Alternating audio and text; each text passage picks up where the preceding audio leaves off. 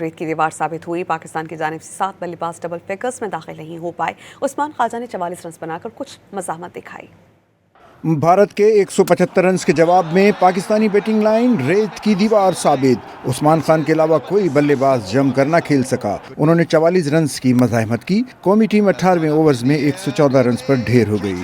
ہدف کے تعاقب میں اوپنرز اچھا آغاز فراہم نہ کر سکے اور پہلے ہی اوور میں صاحبزادہ فرحان بغیر کوئی رن بنائے چلتے بنے، جس کے بعد اگلے اوور میں سائم ایوب صرف 6 رنز بنا کر بمراہ کی گیند پر LBW ہو گئے۔ اسی اوور کی آخری گیند پر کپتان سلمان علی آغا بھی اونچی شاٹ کھیلتے ہوئے کیچ تھما بیٹھے۔ Out of form senior batter Babar Azam کا تجربہ بھی کام نہ آیا، جو ایک بار پھر بڑی اننگز کھیلنے میں ناکام رہے اور 5 رنز بنا کر اکشا پٹیل کی گیند پر بولڈ ہو گئے۔ پاکستان کی جانب سے 7 بلے باز ڈبل فگرز میں بھی داخل نہ ہو سکے۔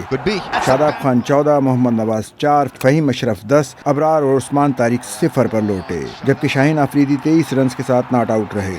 ویرون چکرورتی، جسپریت بمراہ، ہاردک پانڈیا اور اکشر پٹیل نے 2 وکٹیں حاصل کی، جبکہ تلک ورما اور کلدیپ یادیو نے بھی ایک کھلاڑی آؤٹ کیا۔